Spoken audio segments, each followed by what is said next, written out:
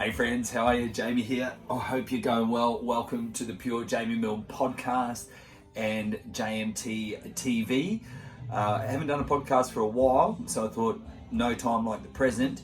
But more importantly, I hope you've all been keeping well through this weird and wacky time. Today's topic is what I've learned, or the top 5 things that I've learned through this period of COVID-19. And like many people in the fitness industry, in the hospitality industry, I was in the direct firing line through this period. I know pretty much everybody was affected in some shape or form, but certainly the fitness industry was right at the front line. So there were 5 major things that I learned from this period. And it took me a while to get there, like everybody, the uncertainty of everything, and even, I believe, even a grief period of what you had lost. What was your normal was taken away, and therefore leaving us feeling like we had lost something. And for some of us, it was really significant. So once I had sort of initially got through that grief period, then I was able to take a closer look and a closer inventory of the situation. Apologies for the Metallica blaring in the background. The guy's got some PTs happening down there. But anyway, I looked at initially once I'd gone through that grief period and the normality of the situation had set in, I looked at the whole environment almost like I was cocooning. It was an opportunity, almost like a butterfly really, to cocoon myself, to go inwards and have a look at the current climate and current environment. And that's the best way I could think about it, because I remembered somebody had made a reference to the process of when a caterpillar becomes a butterfly and it cocoons itself, etc., etc. The butterfly itself can't be the butterfly can be destroyed, right, if something external infiltrates the cocoon. So if something from out of your control or external starts to attack the cocoon and rips it apart, then it can be destroyed. However, when the butterfly breaks free internally and busts open the cocoon from an internal space, then you get to bear witness to the beauty of the butterfly as it's gone through all its processes. So it's pretty cool. So I kind of thought of it like that. Like, I'm certainly not a beautiful monarch butterfly, but I thought to myself, it's very similar. We all have to cocoon. We all have to go insular. We all have to be introverted for this moment in time because we don't have a choice. So whilst we're all cocooning, it was a really interesting opportunity to get some learnings and get some lessons. So all of a sudden, COVID-19 for me became like this classroom where there was teaching. So there were 5 things that I took away from this period, and funnily enough, all of those things begin with C. So it's the 5 C's of the COVID-19 climate, or the COVID-19 situation. One of the very first ones that I got was clarity. I got absolute clarity through my situation. And whilst initially, as I said, I responded to COVID-19 with anger, because I thought, and I hadn't been this angry since I was in my early 20s, and it was an anger that I thought that I had let go of. But all of a sudden I was experiencing these bits of rage and I couldn't quite explain it. And I didn't know why I was getting angry, because I hadn't been angry in so long. And so once I had worked through that and realized that, perhaps I was grieving or something like that for the loss of what I had, I got immense clarity.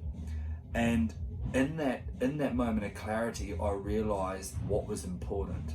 And I realized that essentially what I had placed in terms of importance, I had got it all wrong. And through that clarity, I was able to realign myself. And it's interesting because I love to-do lists, right? And every day I get up, got this massive list in my diary. I just got to chunk through. And I changed my focus from wanting to get through my to-do list to getting even more clarity on what I wanted to be lists. So what do I want to be post COVID-19? What do I want to be today? What are the things that are important to me? Because I realized you don't have to have things or do things to be who you want to be. So imagine like the person that goes out and buys a motorbike or buys a jet ski or buys a car because they feel that they need to have these things in order to feel a certain way or be a certain way. So I realized, to me, what was important was no longer like trying to do this. I've got to do this so I can have this. I've got to do this so I can be this. I realized I needed a to be list. So who was it? What was important to me now became very clear, which helped me to realign what I wanted to be. So I started to think more about the being than the doing. So that came with enormous clarity because I had the time. The second thing that I realized was change. I had learned that everything we focus on becomes our everything.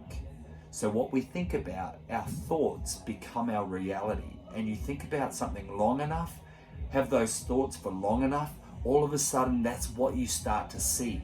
It's like if you think about, I really want to get a motorbike again, which I was thinking I want to get a motorbike again. It'd be really cool to have a Harley again. And what do I keep seeing out on the streets? Harleys everywhere. Old mate's got a Harley. He looks the part. I'm sure he's enjoying that freedom of riding that bike. A day later, see another Harley. A couple of days later, see a Harley Davidson advertisement.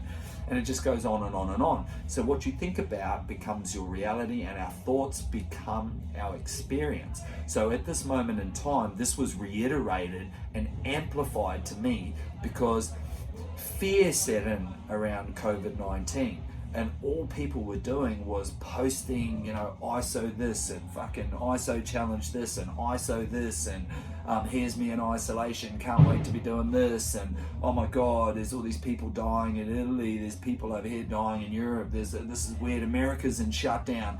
So what you start to focus on in the darkness and the negative environment around COVID-19, that's all you'd see. Would you agree? Jump on Facebook, jump on a social media platform, and bang, there it is. And because that's what we're focused on, and it gets thrust upon us, the fear virus was driven through our phones and through various platforms and TV. So that became our everything. So I realized through learning and education that when you change your thoughts and you change your thinking, so your everything and environment will change, and that will become congruent to what you're thinking about or where your thoughts lead you. So taking control of your mind a little bit more. The next thing that I learned through COVID-19 was the importance of contribution. So I've always positioned myself in a service-based industry, and the fitness industry is a service-based industry. We're here to guide people, nurture people, educate people, give people knowledge to become happy, healthy, and strong. As I'll reference back to my experience with getting angry again, what actually broke my anger, and we all responded differently to this period. For me, I became angry. For other people, they became perhaps introverted, reserved, very private, or depressed, or anxious, or stressed, or afraid. For me, I responded with anger. So how I shifted from that angry state back into some form of normality was through altruism. And what I mean by altruism, for those that don't know, was doing things for other people almost at the expense of myself. So I found contribution was a key for me. So whilst I was wallowing in my own anger, which was fear-based, while I was wallowing, I decided to up my game with my contribution. I put together challenges. I went above and beyond what I'd normally do to ensure that other people were okay. And so through these acts of service and through this contribution and altruism, I was able to shift my state. So I learned the value of contribution. So if you're angry, scared, tired, lonely, agitated, discontent, all these powerful emotional drivers, you can't possibly feel those to their capacity if you were trying to help other people. So whilst I might have went to the extreme of altruism and not just actually just helping a little bit, it enabled me to shift that anger. So contribution was a huge one for me. The next one that I had was create. So that begins with C as well. And create, like, remember a ton of people would say, oh yeah, I'll do a bit of this and I'll do a bit of that when I finally get the time. Oh, I won't get to that now because I don't have the time. Well, it turns out we fucking got tons of time. It turns out we got more time than what we wanted, which was beautiful for some people. You could look at that as a blessing or a curse or a crisis or an opportunity. We got tons of time. So I started to create. I started to do things that I wouldn't normally have the time to do. I got to spend more time with my children. I got to play my guitar more. I got to surf more. I got to have evening meals with my family. I got to actually see the sunset. I got to work a little less than what I normally did, which enabled me to create and do some of the things that I haven't had time to do. Got to write some poetry. So I had this time to create. So for all of us that were out there thinking, oh yeah, I'll get to that when I've got the time. You know, now you've got the time. So you have that opportunity to create. And that was a powerful take-home lesson for me from COVID-19. And finally, the last C was capabilities. I got the unique opportunity to level up, to arm myself with some more knowledge. So during this time, I was able to really amplify my capabilities in my chosen field. In my study of psychotherapy, I jumped on an NLP, neuro-linguistic programming and timeline therapy practitioner's course, jumped on a cognitive behavioral therapy course, and was able to give critical think time to all of these different modalities in psychotherapy to upgrade, to level up, to increase my capabilities so I can contribute more to society and to people that need my guidance and my help. So it was an awesome opportunity for me, and it's an awesome opportunity for you guys. So have a think when you listen to this podcast and the 5 C's and the COVID-19 climate. Can you get more clarity? So clarity is 1. Can you have a look at your world and all the moving parts and look through a more focused and clear lens? 2, can you change what you think and focus on? Because remember, our thoughts become our reality, and what we think about, we experience. So give it a few days of actually literally changing what you focus on, changing what you think about, trying to see the positive, the opportunity, and the crisis. The next one was contribution. So if you're feeling like shit, if you're feeling depressed, stressed, anxious, angry, hungry, agitated, lonely, tired, discontent, consider contribution. Consider helping somebody else, because it's hard to focus on these negative emotions when you're helping somebody else. Create. What can you create in this time? Whilst we're still semi-isolating, self-isolation, there's still restrictions. What can you create for either yourself or somebody else? And the last one was capabilities. How can you level up? How can you arm yourself with some more knowledge? How can you do that in this current environment? What can you create for yourself, your family, your society, your culture, your community, or globally or environmentally? What can you do to upgrade your capabilities? Finally, and this is a big one for me, and I hope it is a big one for you. Think right here, right now, today. Imagine 12 months' time, 12 months from now. In 12 months' time, what is the story you tell people about your COVID-19 experience? What is the story, the meaning, the attachment you place upon this current situation? In the Asian language, crisis has 2 meanings, okay? Opportunity and danger. So when we think about that, what is the story that you will tell people in 12 months' time when people start talking about how the pandemic affected them?